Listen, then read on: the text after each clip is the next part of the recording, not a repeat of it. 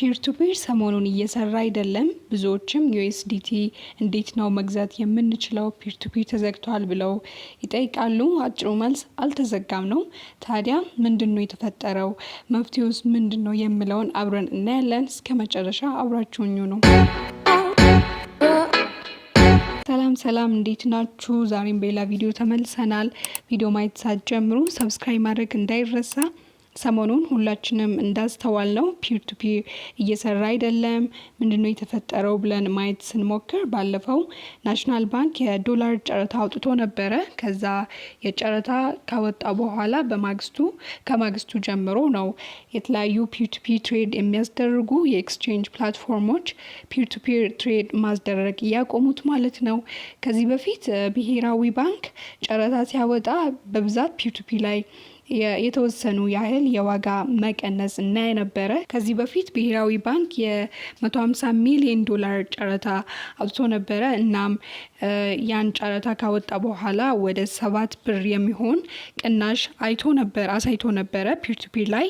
ዛሬ ደግሞ ባለፈው እንዲሁ ተጨማሪ 150 ሚሊዮን ዶላር ጨረታ አውጥቷል። ታዲያ የጨረታ ባወጣው በማግስቱ ብዙዎች ዶላር ይቀንሳል ፒር ቱ ፒር ላይ ብለው ሲጠብቁ ነበረ። ግን የሆነው ምንድነው? አብዛኛው የፒር ቱ ፒር እና ባይናንስ፣ ባይቢት፣ ቢትጌት ላይ ያሉ ፒር ቱ ፒር ላይ ዩኤስዲቲ ሲሸጡ የነበሩ ሰዎች እንዳለ ጠፉና ገዢዎች ብቻ ነው የነበሩት። ስለዚህ እዛ የፒር ቱ ፒር ፕላትፎርም ላይ የዩኤስዲቲ ሽያጭ ቆሟል። እስካሁን ድረስ ቆሟል ማለት ነው። ይሄ የፒር ቱ ፒር ንግድ እንዲቆም ወሳኙ ሻጮች እንዲጠፉ ያደረገው ምክንያት ምንድነው? የዶላር ሻጭ በተደረገ በማግስቱ እነዚህ ፒር ቱ ፒር ትሬድ የሚያስደርጉ ኤክስቼንጆች እነ ባይናንስ እና ባይቢት በተመሳሳይ ሰዓት ሁለቱም አንድ ዩኤስዲቲ ዶላር መሸጥ ያለበት ከባንክ ሬት ከ8% በላይ መብለጥ የለበትም ብሎ እዛ ላይ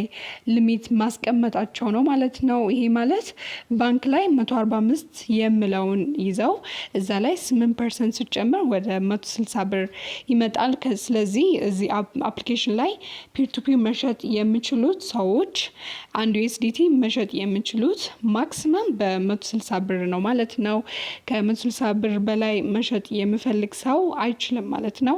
ለዚህ ነው ብዙዎች እዛ ላይ የሚሸጡ ሴልሶች አንድ ዩኤስዲቲ በ160 ብር አያዋጣንም ብሎ ስላሰቡ ወይንም መሸጥ ስላልፈለጉ ምንም የመሸጥ ማስታወቂያ አያወጡም። ስለዚህ ሁሉም መሸጣቸውን አቁሟል ማለት ነው። በአንጻሩ ገዢዎች ጋር ሄዳችሁ ብታዩት ባወጣው በ160 ብር እንገዛለን የሚሉ ማስታወቂያዎችን ታያላችሁ። ስለዚህ ገዢዎች ሳይሆኑ የጠፉት ሻጮች ናቸው ማለት ነው።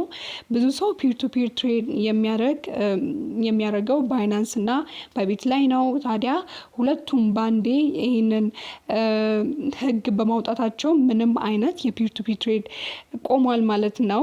ከዛ ሰዎች እንደ አማራጭ ወደ 3 ፕላትፎርሞች ሄዶ ነበረ ፒር ቱ ፒር ትሬድ የሚያደርጉበት። ከ3 ፕላትፎርሞች ውስጥ አንዱ ቢትጌት የሚባለው ፕላትፎርም ሲሆን 2 ቀን በሚሆን አካባቢ ትሬድ ተደርጎበት ነበረ ባይናንስ እና ባይቢት ከቆመ በኋላ ማለት ነው።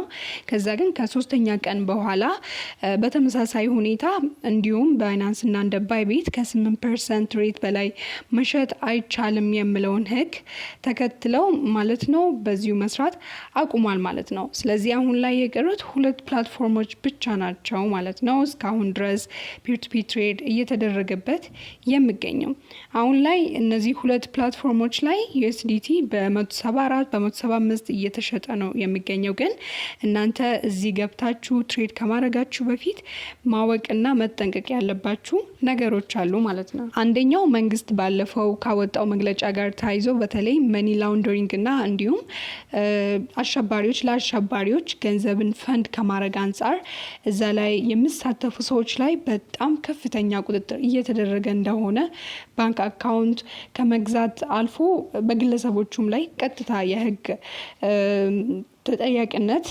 ሊኖር እንደሚችል አውጥቷል ማለት ነው። ሶ እናንተ ትሬድ በምታደርጉበት ሰዓት በተለይ ከውጭ ካሉ ሰዎች ጋር በፍጹም ንክኪ ባይኖራችሁ ጥሩ ነው። ምክንያቱም መኒ ላውንደሪንግ ማለት በተለይ ውጭ ሀገር ሆነው ዶላር ወደ ሀገር ውስጥ እንዳይመጣ እዛው በማድረግ እዚህ ግን ብር ከማንቀሳቀስ የሚሰራ ስራ ስለሆነ እዚህ ፒር ቱ ፒ ፕላትፎርም ላይ ከእናንተ አዲስ የሆኑ ሰዎች እንዲሁም ውጭ ሀገር የሆኑ ትሬድ የሚያደርጉ ሰዎች ካያችሁ እነዚህ አይነት አክቲቪቲ ውስጥ ሊኖሩ ስለሚችሉ ከነሱ መጠንቀቅ በጣም አሪፍ ነው ማለት ነው። ሌላኛው ደግሞ ባንክ አካውንት ኢትዮጵያ ውስጥ ሆኖ ያለ ቢሆንም ግን እዛ ፒር ቱ ፒ ትሬድ በምታደርጉለት ሰው እዛ ላይ የተመዘገበበት ስምና የሚሰጧችሁ የባንክ አካውንት ስም ተመሳሳይ ካልሆነ እንደዚሁ በመኒ ላውንደሪንግ ላይ የተሳተፈ ሊሆኑ ስለሚችሉ እነሱንም በደንብ መጠንቀቅ መቻል አለባችሁ ማለት ነው። እንግዲህ አሁን ላይ ፒር ቱ ፒ ትሬድ እያስደረጉ ካሉት ሁለቱ ፕላትፎርሞች ውስጥ አንዱ ቴሌግራም ዋሌት ነው። ቴሌግራም ዋሌት ፒር ቱ ፒ ላይ ትሬድ እያስደረገ ይገኛል። እናንተ እዛ ላይ ትሬድ የምታደርጉ ከሆነ እንዳልኳችሁ በጣም ጥንቃቄ ማድረግ አለባችሁ ማለት ነው። ሌላኛው እና ሁለተኛው በተለይም ደግሞ ከባይናንስ እና ከባይቢት ጋር የሚመሳሰለው የክሪፕቶ ኤክስቼንጅ ፕላትፎርም የሆነው MEXC የተባለ ፕላትፎርም ነው። እነዚህም ላይ ፒር ቱ ፒ እየሰራ ይገኛል ማለት ነው። ሌላውና ከፍተኛ ጥንቃቄ ማድረግ ያለባችሁ በቴሌግራም እየመጡ ዶላር ልግዛችሁ ልሸጥላችሁ ከሚሉ አካላት ምናልባት ገንዘባችሁን ልትጭበረበሩ ስለምትችሉ ከነሱ ጥንቃቄ እንድታደርጉ ላለሁኝ። እንግዲህ ለዛሬ ያዝኩት ይሄን ይመስላል። ሰብስክራይብ ማድረጋችሁ እንዳይረሳ። በቀጣይ ቪዲዮ እስክንገናኝ ባይ ባይ።